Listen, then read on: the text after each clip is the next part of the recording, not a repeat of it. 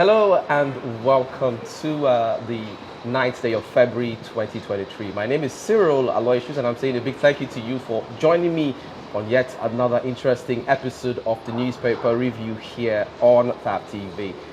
Looking at the papers with me today is the ever beautiful Natasha Brown. Natasha Brown, how do you do? I'm very well, thank you. You're welcome to join me.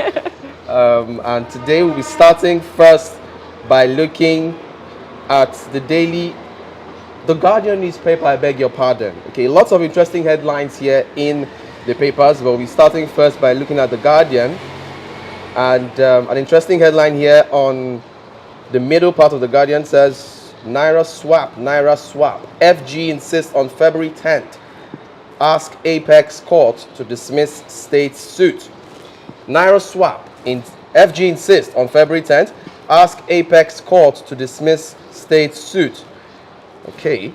Another interesting headline here says, this one is on page 6.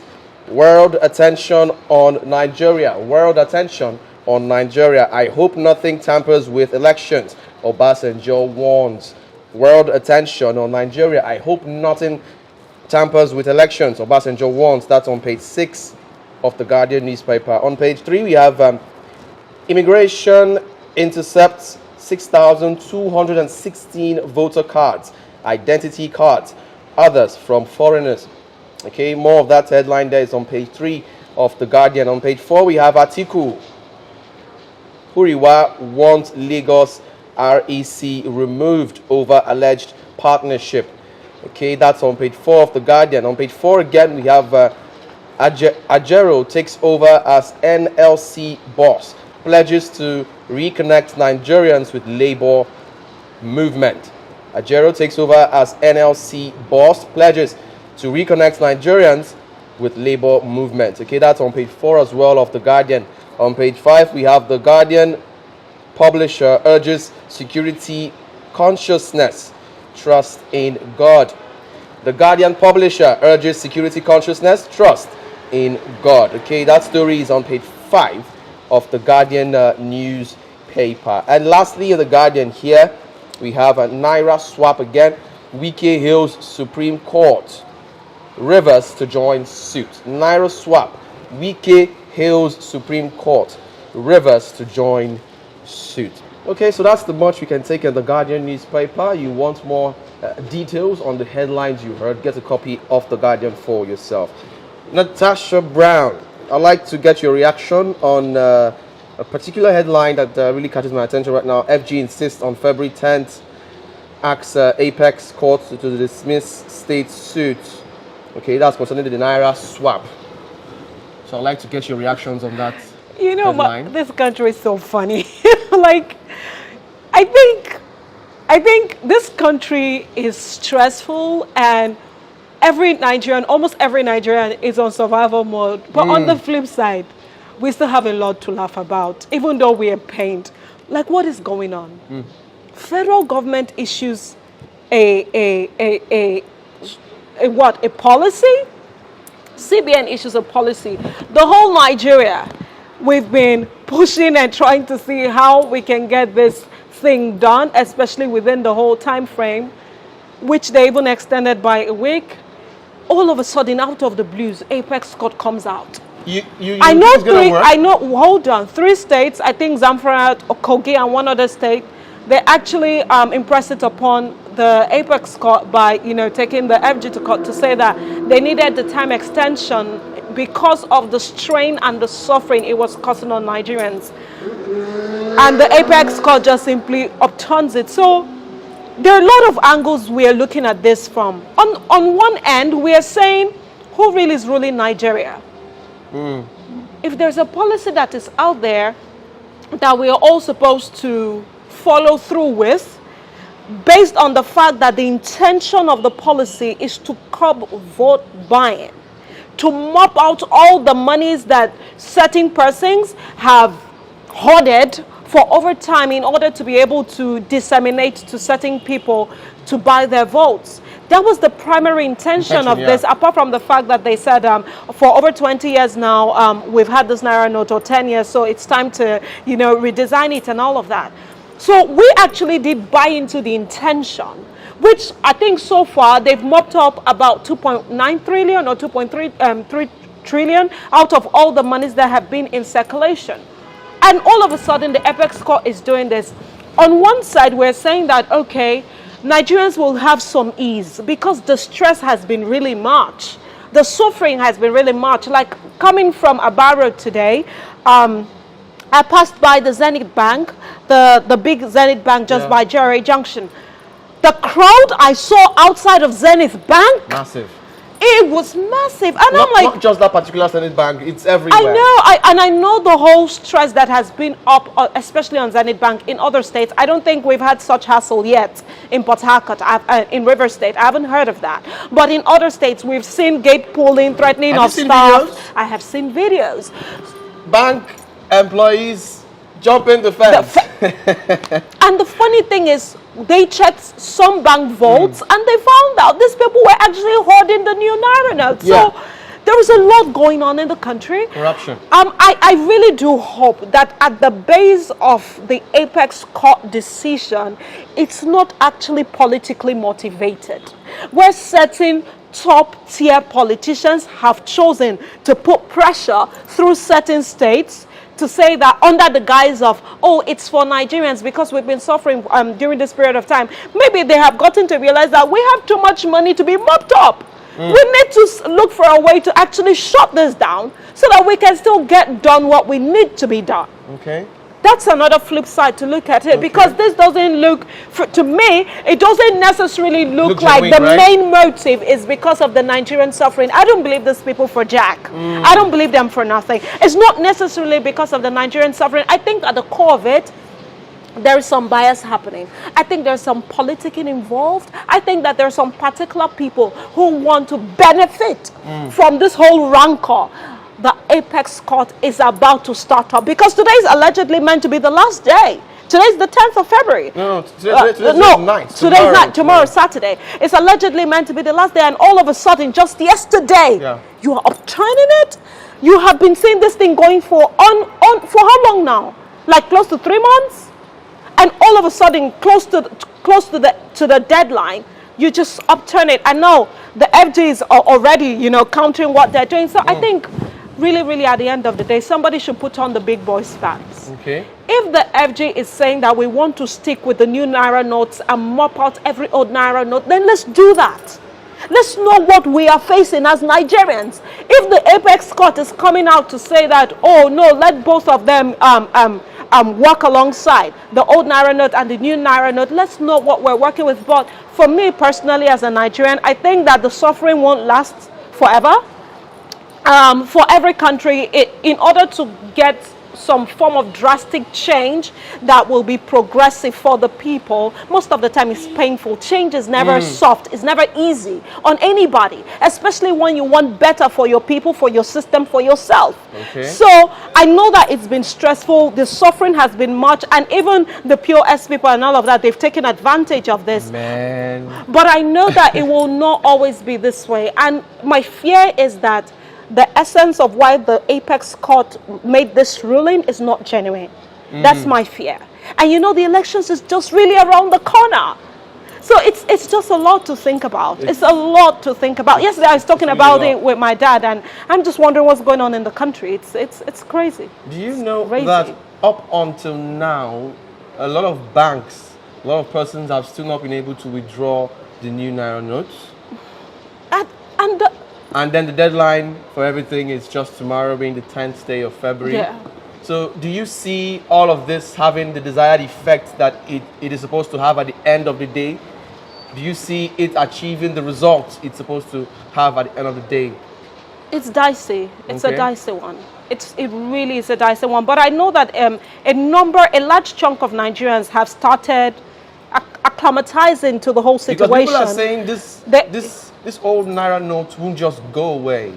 It has to die a natural death. Eventually. Okay. Eventually. Yes, I understand that. But really, initially the CBN had already said that after the 10th, if you had any old Naira notes for exchange, you had to go to any of the CBN branches in your states. Really? To submit those monies. That was what they said.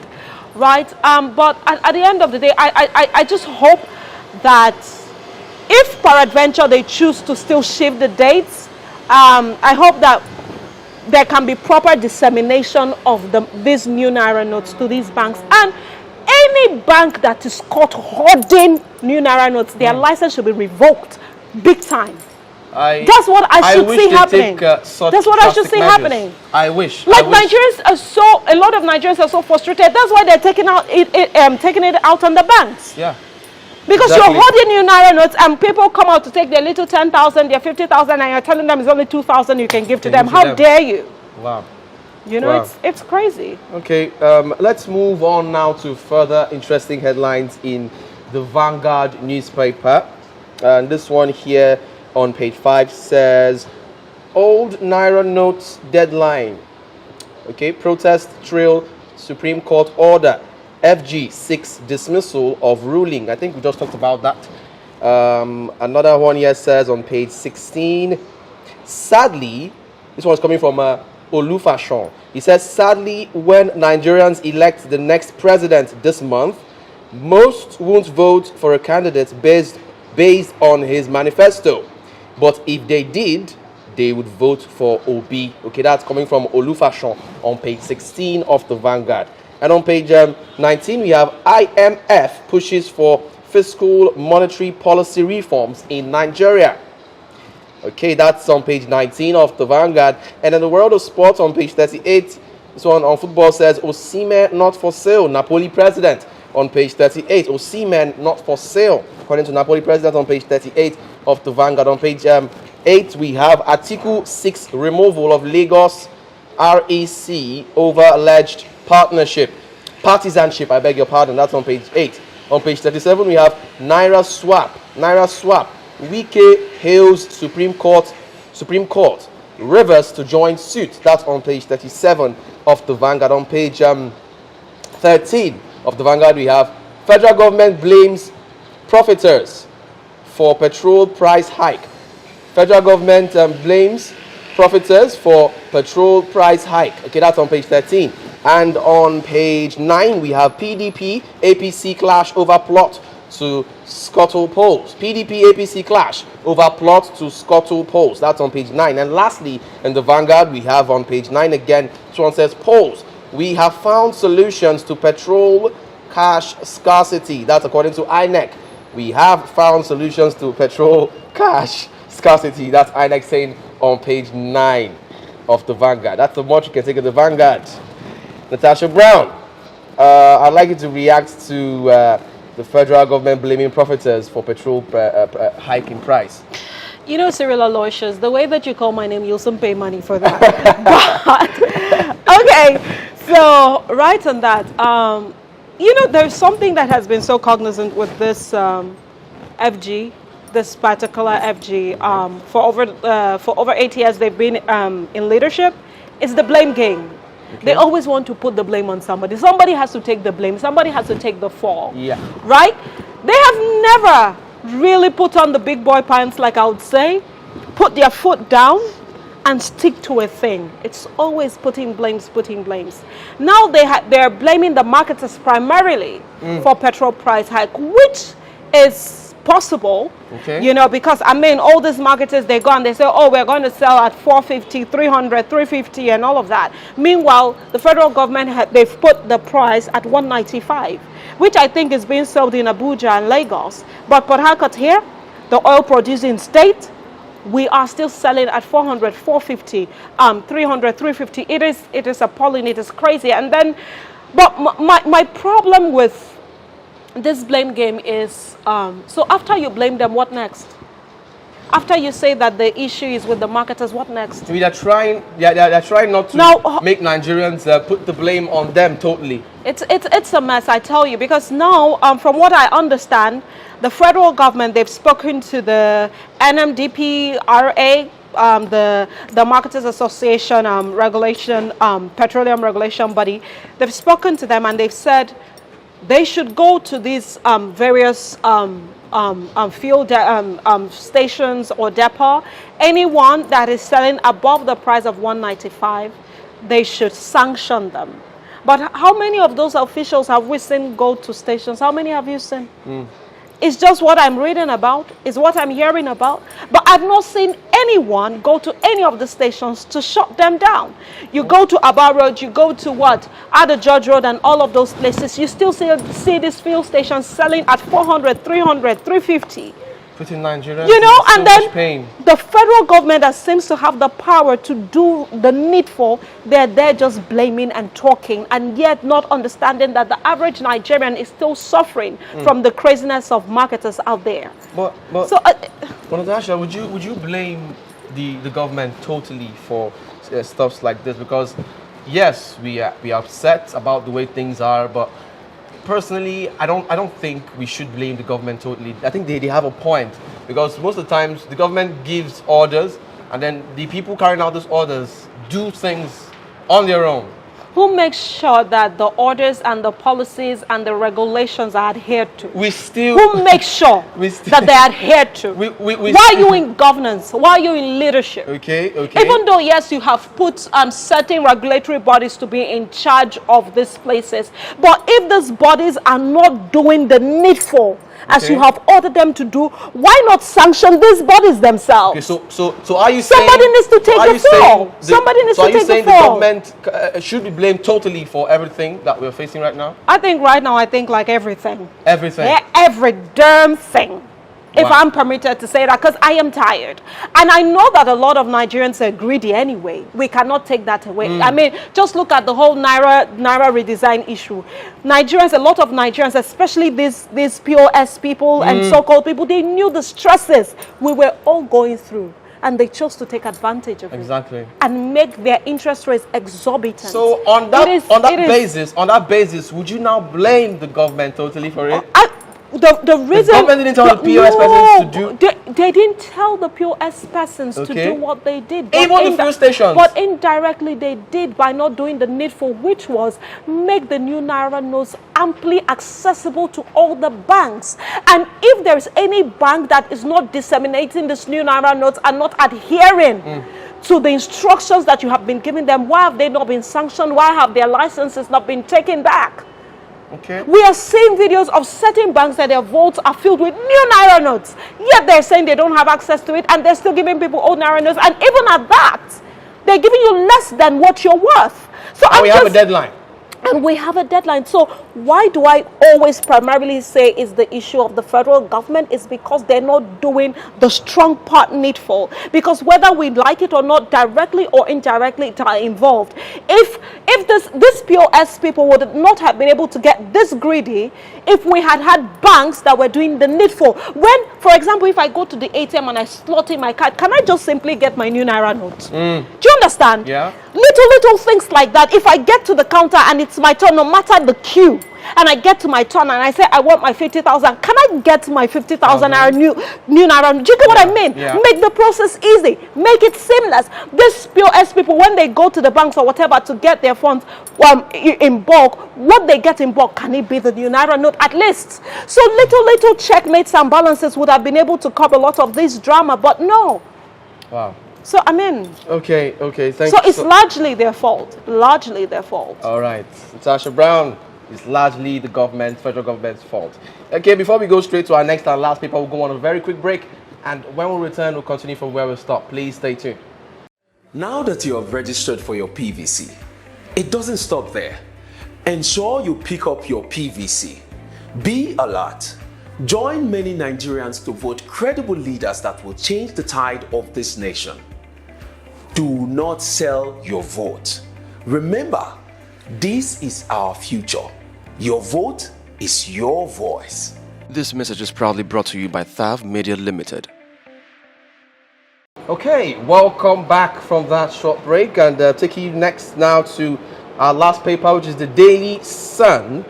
We have more interesting headlines here on page 6 and page 25. This one says, kudos, knocks as Supreme Court stalls cash swap policy. Kudos, knocks as Supreme Court stalls cash swap policy. That's on page, more of that headline is on page 6 and page 25 of the Daily Sun. This one on page 30 says, elections will hold as scheduled.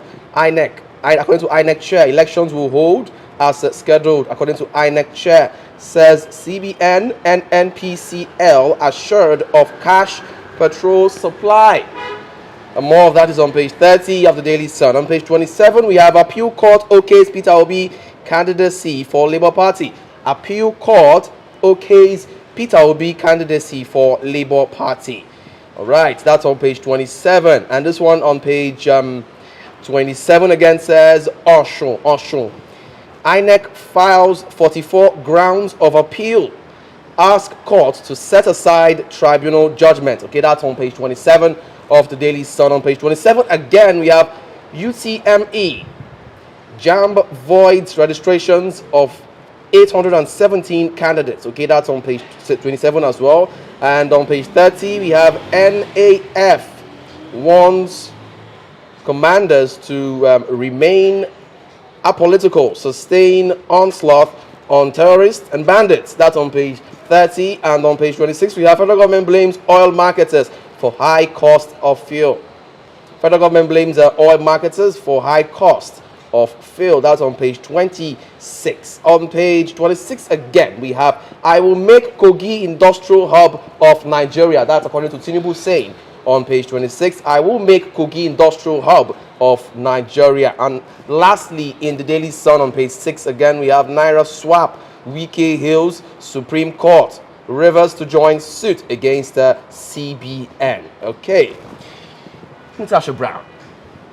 On page 30, elections will hold as scheduled, according to INEC chair. Hopefully. What's your reaction to the INEC chairman's statement? Hopefully it happens. I really love that. It seems like Mahmoud is really, he really is here for the people to make sure he delivers with all that is going a free and fair election for the February 25th. So he has always been boldly and confidently speaking to us that it's going to happen. And first of all, I mean, his reason being that he has spoken with key stakeholders, and they have ensured that all the measures necessary, to mitigate the whole fuel scarcity and, Naira unavailability, that they will be able to get it all sorted out before them. They have assured the INEC officials in the closed door meeting. So I hope that based off of that meeting that, definitely good times are here, and that when it comes to the election period, Nigerians can be able to travel to where they need to travel to, and then also we don't need to have this all hike in fuel price,